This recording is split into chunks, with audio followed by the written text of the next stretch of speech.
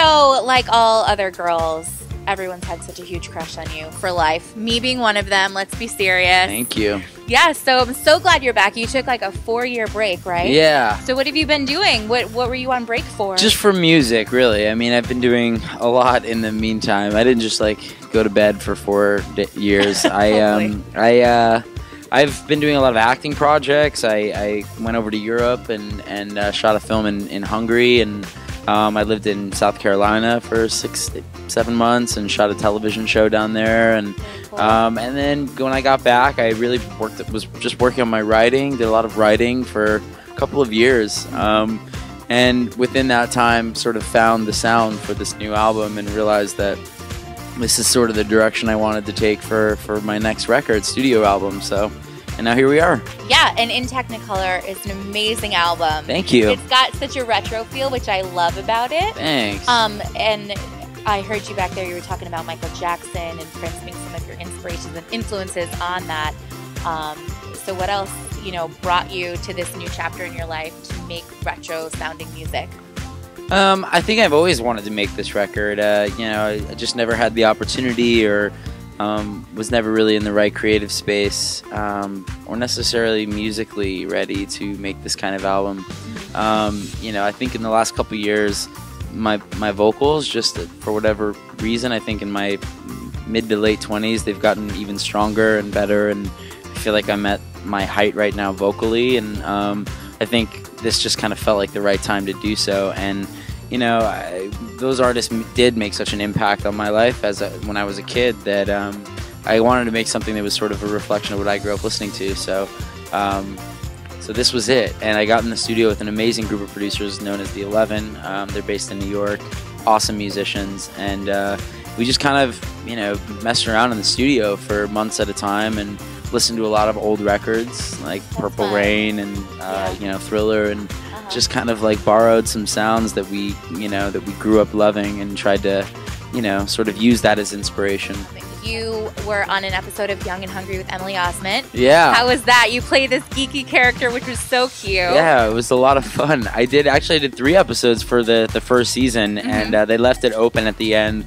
I don't know whether or not I'll be coming back, but it was definitely, I'd love to. I mean, it was so much fun. I got to work with Emily and Jonathan, who are Sadowski, who are 2 pretty good friends of mine. I worked with Emily years ago on Hannah Montana when she was just a kid. We were both kids. Yep. And she was, I guess, Miley's sort of sidekick on the show, and now she's got her own show. And Jonathan and I did a film in Europe together a couple years ago called Chernobyl Diaries. And he's like my next door neighbor. He lives right down the street from me.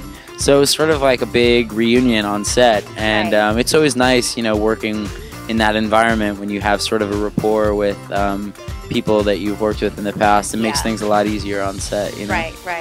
What is the most important thing you think you've learned throughout these years in the industry? Like, personally, what's the most important thing you learned? I think just to always stay humble and to always know that you don't know everything, that you're always kind of still learning. And I think if you have that sort of mindset and you're willing to keep receiving information and growing, that's how you grow. I think as soon as you stop feeling that way, that's kind of when you can plateau and kind of disappear. And I think that's probably the biggest lesson I've learned, and I'm still learning so much about this industry. And even though I do feel a sense of mastery because I have done this a very long time, like I still get humbled every now and again on stage, when I'm like, oh, this is what this does, or oh, I didn't know we couldn't do this. And it's nice working with such pros on stage as well, because there's always something that someone else knows that I don't, and sometimes vice versa. But I think that's probably the biggest lesson I've learned. Well, what's next for Jesse McCartney? What's we know we have In Technicolor here. You're touring. Yeah, I don't think I want to stay off the road that long. I think I'm going to come home. I have a couple of other acting things that I want to work on and production things I want to work on, but my main focus for the rest of this year is definitely this album, and might go home, take a nap, and then get back on the road. Not for 4 years, though. Not for 4 years, but maybe a couple days, and then get back on tour. All right. Well, I have some questions from our listeners. Okay. And since you do music and TV/movies, Right. what would your ideal date be? Would it be at a movie or at a concert? That's a good question. I don't really think of free time being spent at a music concert. True. Because I work so often at a music event. Yep. For me, I'm much more into like Netflix and like Okay. cooking or something. Like just being a homebody. So you cook. I do cook. What is your signature dish? I've got a few. I'm kind of a grill master. Okay. Like I'm pretty good behind the grill, so Okay.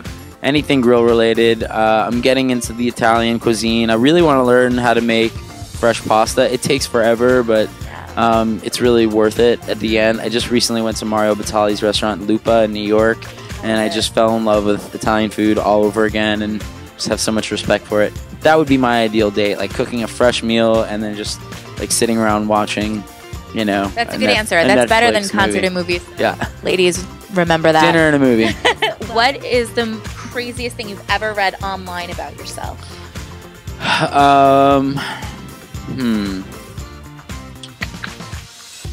I don't know. I don't really spend a lot of time reading about myself on the internet. Which is probably a good thing.